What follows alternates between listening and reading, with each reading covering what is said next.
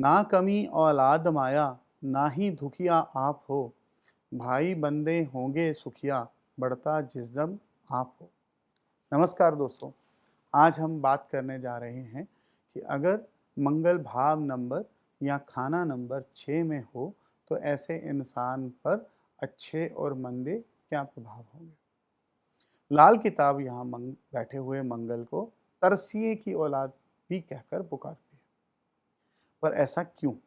तो इसका उत्तर है जो मैंने भी अनुभव किया है पिछले कुछ वर्षों में, कि ऐसे इंसान के पैदा होने से पहले इसके माँ बाप, दादा दादी या नाना नानी आदि मन्नतें मांगते हैं कि हमारे घर में संतान हो जाए, या हमारे घर में बेटी पैदा हो जाए, या हमारे घर में बेटा पैदा हो जाए। उनकी कभी कभी तमन्ना ऐसी भी रहती है कि उनके परिवार का कोई व्यक्ति जो अब इस दुनिया में नहीं है या दुनिया छोड़कर जा चुका है, उसकी आत्मा के पुनर्जन्म की जो इच्छा या उनकी प्रतीक्षा है, वह भी इसमें देखी गई है।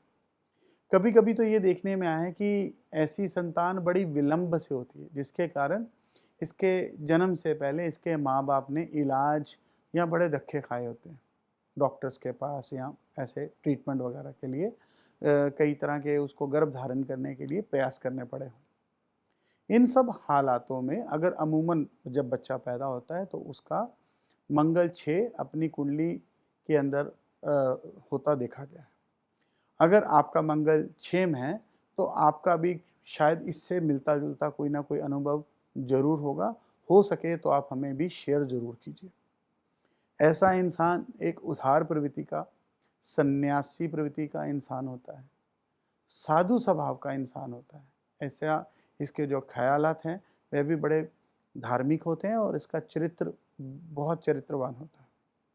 पर यह सब तब जब मंगल का असर नेक होता है, और अगर मंगल बद हो तो इस ऐसे जगह पर ऐसे इंसान को फिर फसादी कहकर भी पुकारा गया। ऐसा इंसान अपने आप पर भी भारी होता है।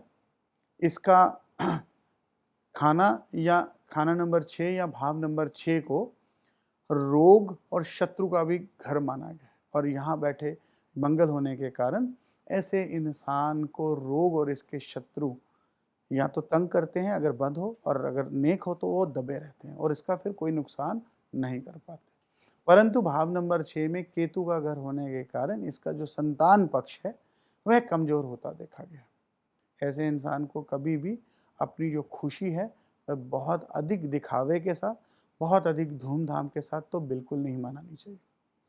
यहाँ तक कि सबसे खास हिदायत तो यह है कि जब भी इसके यहाँ पर संतान पैदा होगी तो इससे मिठाई से पहले नमकीन या खट्टा आदि, या जैसे कोई सौगी वगैरह का फल, जो ड्राई फ्रूट वगैरह आदि, नमकीन बादाम, नमकीन काजू आदि, ये सब कुछ बांटने फ़ायदा देंगे। उसके बाद ही ऐसे इंसान को आगे मीठा खिलाना चाहिए। इससे मंगल अपना मंदा असर नहीं देगा। अपनी हर खुशी में मीठा बांटते वक्त ऐसे इंसान को ये बातें हमेशा ध्यान में रखना चाहिए, जैसा कि अभी मैंने आपको बताया।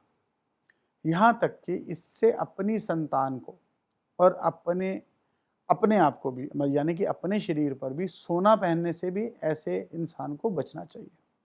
इससे घर में सोने की तादाद भी बढ़ेगी, और हाँ, अगर आप सोना ज़्यादा पहनोगे तो सोना घर में घटता जाएगा। ऐसा इंसान अपने माँ बाप की अमूमन इकलौती नर संतान होती है।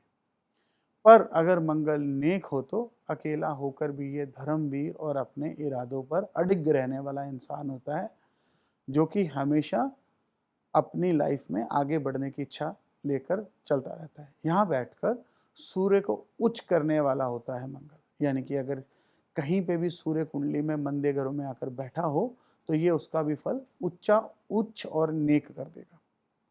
लाल किताब ऐसे मंगल को बेहद हिम्मत वाला इंसान कहती है, जो वक्त आने पर पानी में भी आग लगा दे, और तो और पूरे परिवार में अपने कबीले को ऐसा इंसान उनका निगहबान होता है, उनका पालन करने वाला होता है, उनकी देखभाल करने वाला होता है, जिसकी कलम में तलवार से ज़्यादा ताकत होती देखी गई है। इस इंसान का कलम से लिखा हुआ शब्द अपना असर जरूर दिखाएगा, और उसको मिटाए हुए मिटाने पर भी वह नहीं मिटेगा। ये लाल किताब के शब्द। यहाँ तक कि राहु भी अब अपना मंदा असर जल्दी पैदा नहीं कर पाएगा। अमूमन मैंने एक्सपीरियंस किया है कि ऐसे इंसान के बुजुर्ग अपने यहाँ अनाज के भंडार इकट्ठा करके रखते थे। हमारे पंजाब में भी ना कोठरियों में स्टॉक करके रखते थे। तो ये इससे मंगल नेक होने की निशानी आती है। अब वक्त और हालात बदल चुके हैं, पर अब भी कभी कभी मैंने ये सब देखा है और ये उपाय के अंदर भी आएगा, मैं आपको आगे बताऊंगा। एक और बात, अमूमन ऐसे इंसान के दो मामा होते हुए देखा गया है कि एक की जो माली हालत या गृहस्थी हालत या फिर उसकी औलाद की हालत बेहद मंदी होती है, उजड़े हुए हालात होते देखे गए।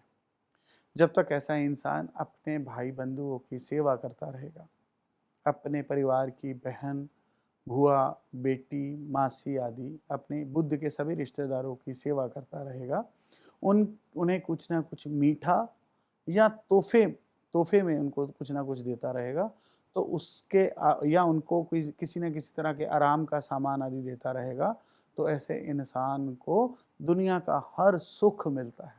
लाल किताब कहती है कि चाहे ऐसे इंसान को एक ही औलाद हो, और इसकी ये इंसान अपनी अगली पीढ़ी यानी कि ये इंसान अपनी उस संतान से पोते पड़पोते आदि होते हुए देख कर ही इस दुनिया से जाएगा। हाँ, एक और बात, अगर बुद्ध भाव नंबर 12 में हो तो अपने बहन भाइयों से ये इंसान दुखिया होता है, वजह चाहे कोई भी हो। और अगर बुद्ध भाव नंबर 4 में हो तो ऐसा इंसान अल्पायु या अपनी माँ से पहले इस दुनिया से रुखसत होता हुआ देखा गया है। इसी प्रकार अगर मंगल 6 के समय बुध 8वें भाव में हो तो या सूर्य या चंद्र की इसे मदद ना मिल रही हो तो इसकी माता की उम्र छोटी गिनी गई है, यानी कि माँ इसकी मासूमी में ही गुजर जाए, ऐसा लिखा गया है लाल किताब में। अब बात करते हैं उपाय की। इस इंसान का कोई भी कार्य दुर्गा पूजन से नहीं रुकेगा, यानी कि जब भी इसे कोई परेशानी आए तो दुर्गा पूजन करना इसके लिए बेहद ही नेक रहेगा। छोटी बच्चियों को साबुत बादाम ऐसे इंसान को हमेशा बांटते रहना चाहिए। हर खुशी के वक्त मीठे की बजाय पहले नमकीन बांटे, जैसा कि हिदायत मैंने आपको ऊपर डिटेल में समझाई है। घर में अनाज का भंडार रखें, कैसे भी जो आपको सहूलत हो, जैसा बड़ा कंटेनर आप लेके उसमें अनाज स्टोरेज कर सके हो आपको करना चाहिए। ये आपके लिए एक उपाय की तरह काम करे। ऐसे इंसान को सोना पहनने से बचना चाहिए और अपनी औलाद को भी सोना ना पहनाए तो अच्छा होगा। आगे बात करते हैं कि किस तरह के कारोबार ऐसे इंसान को फायदा देते हैं जिनका मंगल 6 में।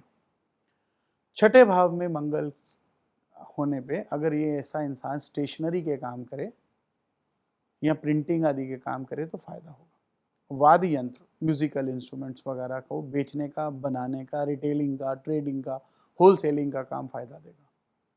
ऑर्केस्ट्रा या म्यूजिक आदि के अंदर भी अपना ये आदमी करियर भी बना सकता है, उसमें भी इसको फायदा देखा गया है। अकाउंट्स, सीए, लिखने पढ़ने के काम, जहाँ पर आपको कॉपी, पेंसिल, लिखने पेन आदि सब चीज़ों का उपयोग करना पड़े, जैसे कि वसीका नवीस वगैरह, सीए भी ऐसे ही काम करते हैं, तो भी लीगल काम जो सब जिनमें इन सब का यूज़ होता है फ़ायदा देंगे। पेट के साथ रिलेटेड दवाइयाँ, जो भी पेट के साथ या गैस्ट्रो के साथ रिलेटेड दवाइयाँ हैं, अगर उनका ये मैन्युफैक्चरिंग, सेलिंग, होलसेलिंग, रिटेलिंग करता है तो फ़ायदा देगा।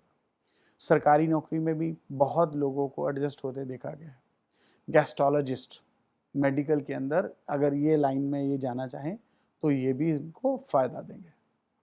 दोस्तों, मेरी हमेशा यही कोशिश रहती है कि मैं आपको लाल किताब के सारे उपाय, उनके तरीकों का अधिक से अधिक ज्ञान दे सकूं। मेरा अनुभव भी इसी के अंदर ही रहा है। मंगल का जो संबंध है वे खून से रहता है और दुनिया की हर बीमारी का जो पता है वो डॉक्टर ब्लड टेस्ट वगैरह से ही लगाते हैं और फिर ही उसका ट्रीटमेंट करते हैं ज़्यादातर। और ये सब मैं आपको इसलिए बताना ज़रूरी है कि जिस तरह से बीमारी के समय डॉक्टर आपके काम आते हैं, उसी तरह से अच्छा लाल किताब का एक्सपर्ट भी आपको उतना ही कारगर साबित हो सकता है, और बल्कि दवा के साथ साथ किए हुए उपाय भी आपको मेडिकल ट्रीटमेंट के साथ साथ उससे भी कभी-कभी ज़्यादा तेज़ी से आपको इस प्रॉब्लम से जो आपको आ रही हो बाहर निकालने का काम करते हैं, ऐसा मैंने अनुभव किया है। इसका मेरा लाभ जो है मेरे कई करीबी दोस्तों, मित्रों आदि को भी हुआ है, जो गाहे-बगाहे अपने मित्र संबंधियों को, दोस्तों को इमरजेंसी के वक़्त मुझे फॉरवर्ड करते रहे हैं। इसलिए मैं लाल किताब का भी हमेशा शुक्रगुज़ार हूँ और अपने सब उन गुरुजनों का जिन्होंने एक विद्वानों की भांति, गुरुओं की भांति, टीचर्स की भांति मुझे इसका मार्गदर्शन किया, मुझे इसकी शिक्षा दी और उनकी हेल्प की वजह से मैं सब लोगों के काम आ सका। मैं इसके लिए उन सभी को चरण वंदना करता हूँ। दोस्तों, लाल किताब के अंदर वर्ष कुंडली, गोचर कुंडली, जन्म कुंडली, महीना कुंडली, ये सब चीज़ें देखना बड़ा अनिवार्य माना जाता है और यही देखकर ही एक अच्छा ज्योतिषी अपने विवेक से आपको एक सटीक उपाय करवा पाता है जिससे आप परेशानी से बाहर आ सकें। तो इसलिए कभी भी प्रॉब्लम के वक़्त उनकी मदद लेना मत भूलिएगा और हमेशा याद रखिए कि ये सब चीज़ें आपके, ये जो विद्या है, ये लाल किताब है, ये आप सब मानस जन की, पूरे इंसानियत की, पूरे लोग इन सब की भलाई के लिए ही, पूरे विश्व की भलाई के लिए ही बनाई गई है। तो मैं इसके लिए पंडित रूपचंद जोशी जी का धन्यवाद करता हूँ, जिनके माध्यम से ये ग्रंथ इस दुनिया में आया, जो इसके रचयिता है। आशा करता हूँ दोस्तों, हमारे जो प्रयास हैं हम आपके लिए हमेशा करते हैं, ये आपको अच्छे लगते होंगे। हमारे इस चैनल को लाइक और सब्सक्राइब करना मत भूलिएगा। जल्दी ही हम नए एपिसोड के साथ आपको आगे मिलेंगे। तब तक के लिए अपना आशीर्वाद बनाए रखिए। नमस्कार, धन्यवाद।